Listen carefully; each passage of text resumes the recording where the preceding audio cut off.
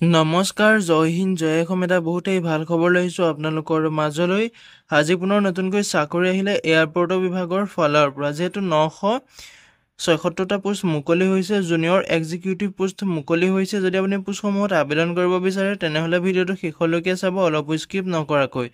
যদি ভিডিঅ'টো চাই ভাল পায় তেনেহ'লে এটা লাইক কৰিব, আৰু মোৰ চেনেলটোলৈ যদি প্ৰথমবাৰ কাৰণে আহিছে তেনেহ'লে চেনেলটো ছাবস্ক্ৰাইব কৰিবলৈ নাপাহৰিব।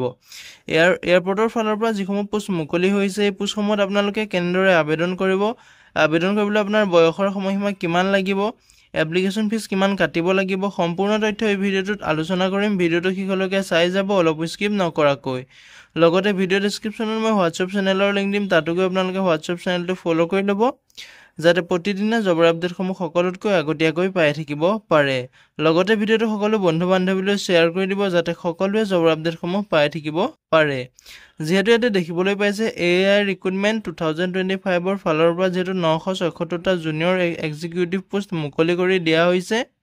এই পোষ্টসমূহত আপোনালোকে অনলাইন মাধ্যমেৰে আবেদন কৰিব পাৰিব। পোষ্টসমূহৰ লাষ্ট ডেটটো যিহেতু 27/9/2025লৈকে আছে। যদি আপুনি এয়াৰপৰ্টৰ চাকৰি কৰিম বুলি ভাবি আছিলে, এটা বহুতেই ভাল সুবিধা আহিছে, সুযোগ আহিছে। এই পোষ্টসমূহত যদি আপুনি আবেদন কৰিব বিচাৰে আবেদনসমূহ কৰি ল'ব পাৰিব। যিহেতু এয়াৰপৰ্ট অথৰিটি অফ ইণ্ডিয়াৰ ফালৰ পৰা যিসমূহ পোষ্ট মুকলি হৈছে, পোষ্টসমূহৰ লাষ্ট ডেটটো 27 ছেপ্টেম্বৰ 2025লৈকে আছে। আপোনালোকে যদি আবেদন কৰিব বিচাৰে ভিডিঅ' ডেছক্ৰিপশ্যনতে মই আবেদনৰ লিংক দিম, তাতে গৈ আপুনি আবেদনসমূহ কৰি ল'ব পাৰিব। Airport Authority of India has released an employment notification for the recruitment of 976 junior executive posts in Airport Authority of India.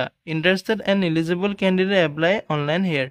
যদি আপুনি পোষ্টসমূহত ইণ্টাৰেষ্টেড হয়, এলিজিবল হয়, এপ্লাই অনলাইন মাধ্যমেৰে আপুনি এই পোষ্টসমূহত আবেদন কৰিব পাৰিব। যিহেতু এয়াৰপৰ্টৰ ফালৰ পৰা বহুত এটা ভাল সুবিধা আহিছে, সুযোগ আহিছে, এই সুবিধা সুযোগটো নেহেৰুৱাব। যদি আপুনি পোষ্টসমূহত আবেদন কৰিব বিচাৰে আবেদনসমূহ কৰি ল'ব পাৰিব। AI ৰিক্ৰুটমেণ্ট 2025 এটা অভাৰভিউটো দিয়া আছে। পোষ্টটোৰ নাম হৈছে জুনিয়ৰ এক্সিকিউটিভ। টোটেল পোষ্ট যিহেতু 976টা পোষ্ট দেখিবলৈ পাব। ডিচিপ্লিন ৱাইজ আপোনাৰ ভেকেঞ্চিসমূহ দিয়া আছে। ইয়াতে RCT কাৰণে আপোনাৰ 11টা পোষ্ট দেখিবলৈ পাব। ইঞ্জিনিয়াৰিং চিভিলত আপোনাৰ 199টা পোষ্ট দেখিবলৈ পাব। ইঞ্জিনিয়াৰিং ইলেক্ট্ৰিকেলত আপোনাৰ 208টা পোষ্ট দেখিবলৈ পাব। ইলেক্ট্ৰনিক্সত আপোনাৰ 527টা পোষ্ট দেখিবলৈ পাব। ইনফৰমেশ্যন টেকন'লজিত আপুনি 31টা পোষ্ট দেখিবলৈ পাব। যিহেতু গ্ৰেড 3 গ্ৰেড 4 পোষ্টসমূহ মুকলি কৰি দিছে, যদি আপুনি পোষ্টসমূহত ইণ্টাৰেষ্টেড হয়, এলিজিবল হয়, আবেদনসমূহ কৰি ল'ব পাৰিব। পোষ্টসমূহৰ আপোনাৰ দৰমহাৰ ক্ষেত্ৰত ক'বলৈ গ'লে মন্থলি আপোনালোকৰ 40,000 টকাৰ পৰা আৰম্ভ কৰি 1,40,000 টকালৈকে আপুনি চেলাৰীসমূহ লাভ কৰিব পাৰিব।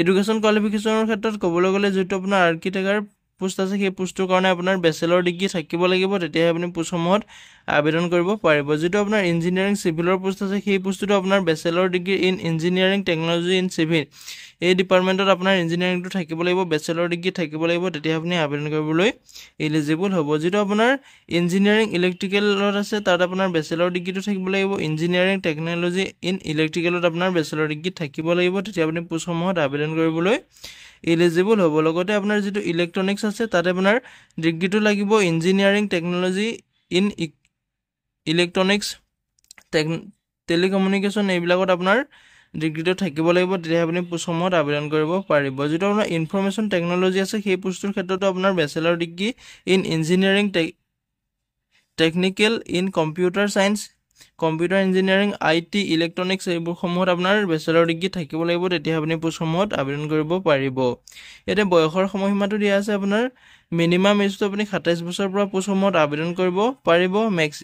মেক্সিমাম এজ আপুনি 27 বছৰ বয়সলৈকে পোষ্টসমূহত আবেদন কৰিব পাৰিব। মিনিমাম যিহেতু 18 বছৰৰ পৰা মেক্সিমাম 27 বছৰ বয়সলৈকে আপুনি পোষ্টসমূহত আবেদন কৰিব পাৰিব। ইয়াতে বয়সৰ ৰিলেক্সেশ্যনটো আপোনাৰ দিয়া আছে, যিটো OBC NCLৰ কাৰণে 3 বছৰকৈ ৰিলেক্সেশ্যন লাভ কৰিব, আৰু SCৰ কাৰণে আপুনি 5 বছৰকৈ ৰিলেক্সেশ্যন লাভ কৰিব।